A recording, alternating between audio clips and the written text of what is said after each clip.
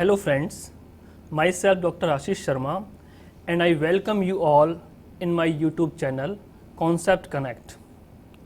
In my last video, which was part 1 of ICH guidelines, I talked about introduction of ICH guidelines and the first two parameters of analytical method validation, specificity and linearity. In the continuation of part 1, here I will talk about remaining parameters of analytical method development, which include range, accuracy, precision, LOD, LOQ, robustness and system suitability criteria. If you want to watch part 1 of ICH guidelines, please click on the link provided in description.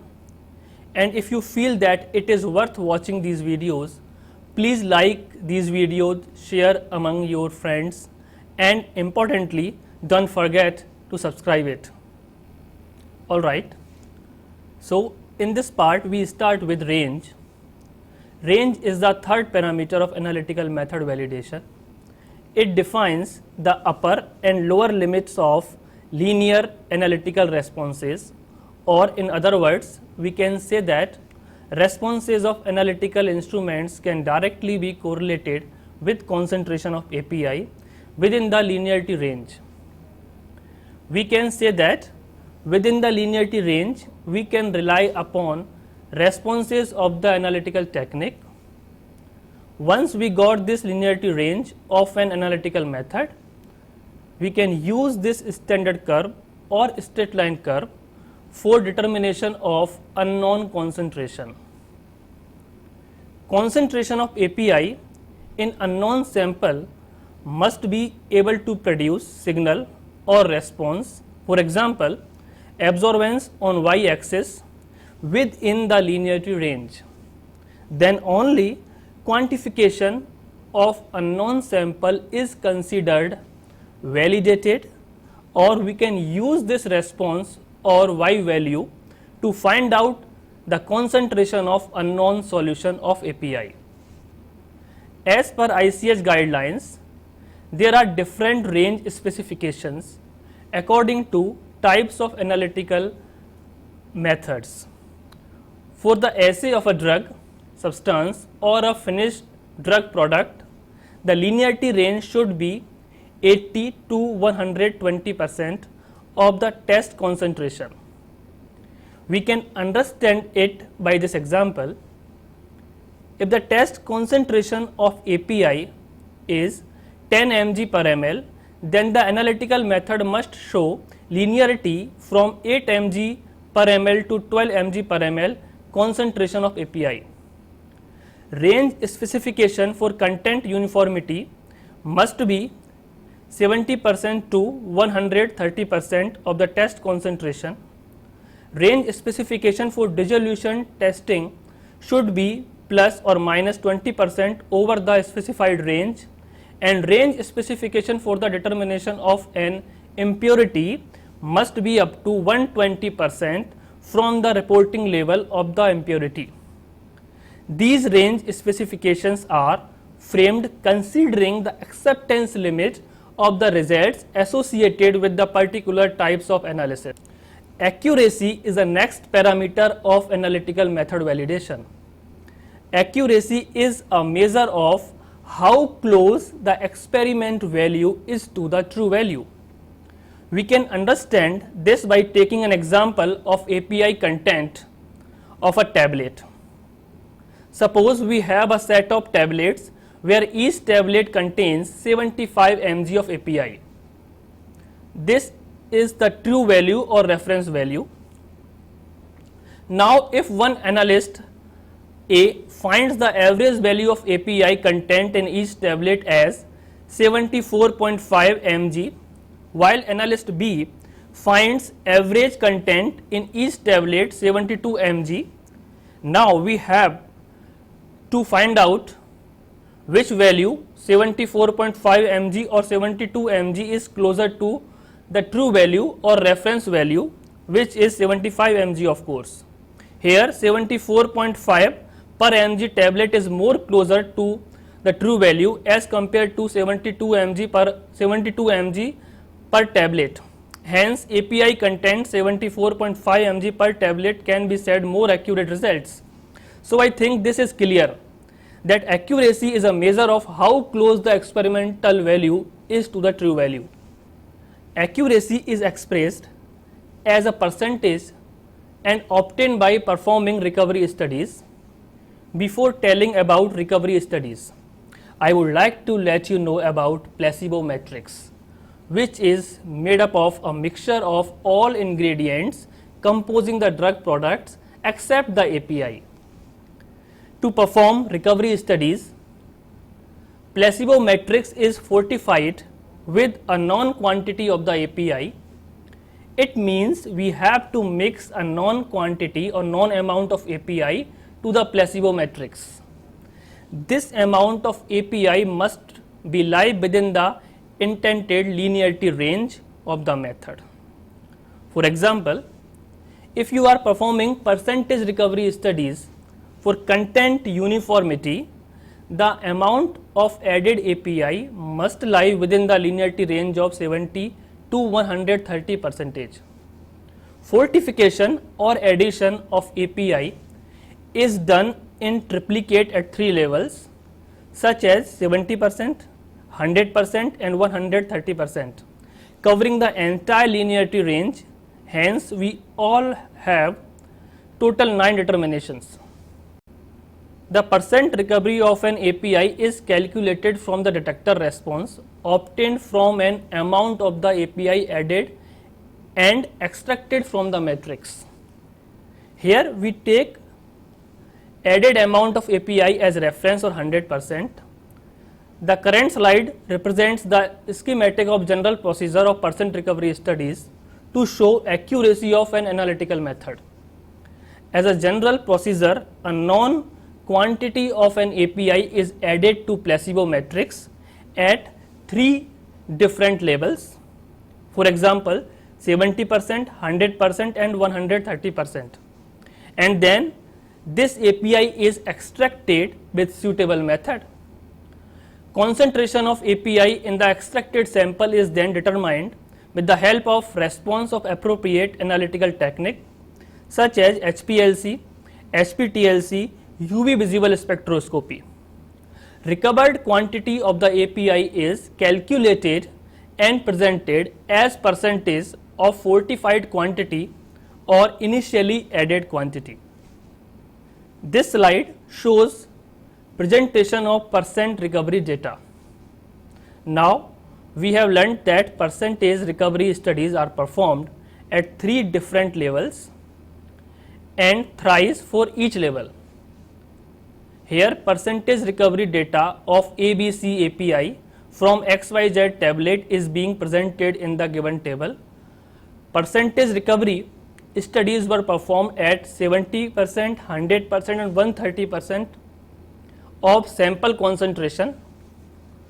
Percentage recoveries data obtained 3 times and presented as mean with percentage relative standard deviation or percentage RSD. Now the question is how we can calculate the percentage of recovered quantity of API. The answer is straight line curve or straight line equation only. Here you will get the value of y as a response of analytical instrument. Put this value in the straight line equation to find out value of x, which is API's concentration in the sample solution. Considering the dilutions we made, we always can do back calculation to get the amount of the recovered drug, and then we can calculate percentage recovery of spiked API. Fifth parameter of analytical method validation is precision. Precision is the degree of closeness of the data values to each other for a number of measurements under the same analytical conditions. Precision is presented as percentage RSD. It means when an experiment is repeated multiple times, the degree of closeness of the result of one experiment to another experiment is known as precision. Precision can be of three types. First is repeatability. Here, closeness of results of multiple measurements is observed when studies are performed in a single day using one analyst on an instrument only. Second type of precision is intermediate precision. Intermediate precision studies are performed by different analysts on different days by using different equipments, different standards and sample solutions. Then closeness of the results is observed. While third type of precision is reproducibility. It is also called precision between labs. Reproducibility can be determined as a part of inter-laboratory qualification, method transfer or collaborative studies. In a simpler way, precision helps us to show that once analytical method is validated, it can produce consistent results whether studies are performed by different analysts in different days on different instruments. Precision is presented by percent RSD or percent relative standard deviation, which is actually percent variation or standard deviation from the average value of a result. Higher percent RSD means less precise method, which is not preferred, while lower percent RSD means more precise method, which is always preferred. The table presented here shows precision in the form of percentage RSD for a set of experiments conducted for each level. Here we can see percentage recovery studies at the level of 130%, showing minimum percentage RSD as 0.2%, because all the three results at this level are very close to each other. You can see this is an blue rectangle as compared to results of other two levels. Hence, we can say that at the level of 130%, this analytical method shows highest precision. Sometimes precision and accuracy, both the term create confusion, so let me tell you the difference between them. Accuracy defines the closeness of the average experimental values to the reference value, while precision defines the closeness of the different experimental values with each other. This can be exemplified by figure A and figure B at bottom right of this slide. In figure A, where all black dots are very close to each other but away from the central reference point, shows high precision but low accuracy. In figure B, where all black dots are very close to each other and very close to central reference point also, this shows high precision and high accuracy as well.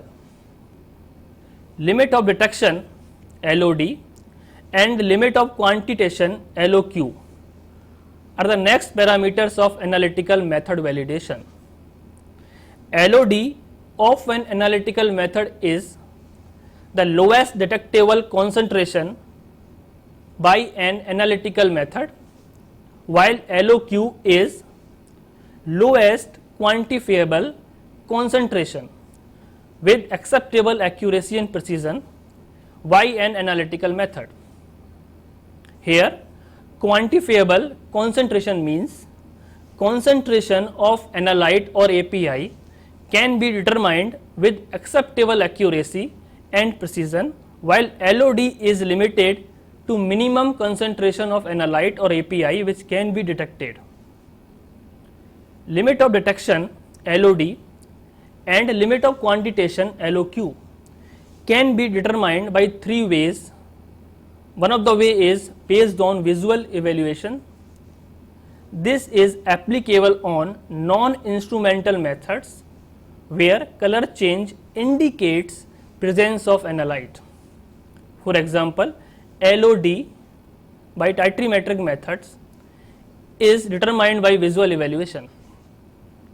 Visual evaluation methods must be supported by a suitable analytical instrumental method. The next way of finding LOD and LOQ is based on signal to noise ratio. This is applied to analytical procedures which generally shows baseline noise such as HPLC. This is performed by comparing signals of lowest concentration of analyte with signals of blank samples to establish the minimum concentration at which the analyte can confidently be detected for LOD and quantified for LOQ. An acceptable signal to noise ratio for LOD generally lies between 3:1 to 2:1 and acceptable signal to noise ratio for LOQ is 10:1. Another way of finding out LOD and LOQ is based on the standard deviation of the response and the slope of the straight line. In this method, detection limit is obtained by dividing the product of 3.3 and standard deviation of the response sigma by slope of the calibration curve. Similarly, quantitation limit is obtained by dividing the product of 10 and standard deviation of the response sigma with slope of the calibration curve. Here, I would like to emphasize that standard deviation of intercepts of regression lines is used as the standard deviation of the response. Lower LOD and LOQ values suggest that the better sensitivity of analytical method, or in other words, we can say that a sensitive analytical method can detect and quantify the lowest concentration of API in a sample. These types of analytical methods are preferred as per ICH guidelines. This slide talks about robustness, which is the next parameter of method validation. We all know that new analytical methods might be developed by best conditions in a laboratory, for example, with a new column, dedicated equipment, and by an experienced analyst. But routine analysis of commercial samples may involve many analysts and can be carried out in a busy quality control or analytical laboratory. So, the developed analytical method must be robust enough to produce the consistent results even performed by different analysts and in different laboratories. Thus, robustness establishes the reliability of the method with respect to deliberate variations in the operating parameters, maybe different column lots from different vendors. It also determines the stability of samples and standard solutions. Hence, robustness ensures us that the developed methods will keep producing the consistent results within the permissible limit without being affected by variations in different operating parameters. These operating parameters may differ according to analytical technique. Here, for example, I am talking about robustness parameters of HPLC and GC. Upper table shown in the slide presents operating parameters of HPLC for robustness. For example, mobile phase composition, which may be varied plus minus 10%. Mobile phase pH can be varied from 0.2 to 1 unit. Column temperature can be varied plus minus 5 degrees centigrade. Solvent flow rate may be varied plus minus 25%. Analytical columns of same specification obtained from different vendors may be used. Injection volumes may be varied plus minus 25%. It can be said that if the developed HPLC method is validated as per ICH guidelines, it will produce the consistent results within the permissible limits, even though we make the above mentioned changes in chromatographic conditions. Thus, after validating the robustness, this HPLC method can be used in any laboratory of the world. It would produce the expected result. This is the main purpose of analytical method validation. Likewise, chromatography conditions in gas chromatography can be varied to validate robustness of gas chromatography method. These robustness parameters of GC are mentioned in the lower table of this slide. If the developed GC method is validated with these robustness parameter, it would produce the expected results within the permissible limit in any laboratory of the world. System suitability test is the next and last parameter of analytical method development. System suitability tests are used to verify that an analytical method was suitable for its intended purpose. This is an essential parameter to ensure the quality of the method for correct measurement. In this parameter, we have to check that measurements which are being done by analytical instruments are correct and suitable for qualitative and quantitative analysis of APIs. SST parameters may vary according to the analytical instruments used. For example, here I am talking about system suitability test for HPLC in brief. The first system suitability test for HPLC is precision or injection repeatability, which is expressed as relative standard deviation and indicates the performance of the HPLC including plumbing, column efficiency and environmental conditions at the time the samples are analyzed. Acceptance criteria as per ICH guidelines is for n equal to 5 injection repeatability, RSD should be less than 2%, and for n equal to 6 injection repeatability, RSD can be greater than 2%. Capacity factor or K prime is another system suitability test for HPLC which denotes the location of analyte's peak with respect to the void volume. Here the first question is, what is void volume? So void volume in the simplest words is the volume of the mobile phase in the column. It can be referred to as the volume of an unretained peak, sometimes called unretained peak T0.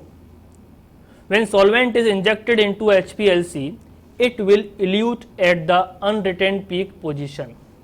So this is the void volume. The formula of capacity factor is shown on the slide. As per ICH guidelines, the peak of APIs should be well resolved from other peaks and the peak of void volume. Generally, the value of K must be greater than 2. Signal to noise ratio S upon N is another system suitability test for HPLC. It refers to the ratio between the intensity of the desired output signal and the background noise. Higher the signal to noise ratio, better the signal quality. This can be obtained by the formula mentioned here. As per ICH guidelines, signal to noise ratio must be 2:1 for calculating limit of detection, and it must be 10:1 for calculating limit of quantitation. Another system suitability test for HPLC is resolution of the peaks. It is a measure of how well two peaks are separated. Well separated peaks are very essential to calculate correct area under the curve by integration. Resolution between two HPLC peaks can be calculated by the formula mentioned on the slide. As per ICH guideline, resolution between the peaks of interest and the closest potential interfering peaks must be greater than 2. Tailing factor T is another system suitability test for HPLC. Tailing factor accounts for tailing in a HPLC peak. This is very well understood that tailing of HPLC peak poses difficulty in peak integration, hence increases in the peak tailing will reduce the accuracy in quantitation of analyte. Tailing factor can be calculated by dividing the width of the peak at 5% of the peak height by distance between maximum and the leading edge of the peak. As per ICH recommendations, tailing factor must be equal or less than 2. Theoretical plate number or capital N is another system suitability test for HPLC, which is an index of column efficiency. As the number of theoretical plates increases, efficiency of column also increases. ICH guidelines recommend theoretical plate number to be greater than 2000. That's all about analytical method validation as per ICH guidelines. You can mention your questions, suggestions in comment box. Millions of thanks for watching these videos. Lots of thanks to Mr. Viren Singh for video recording and editing. If you feel these videos are useful, kindly share, like these videos, subscribe Concepts Connect's YouTube channel for being updated with the upcoming videos. Thank you so much once again.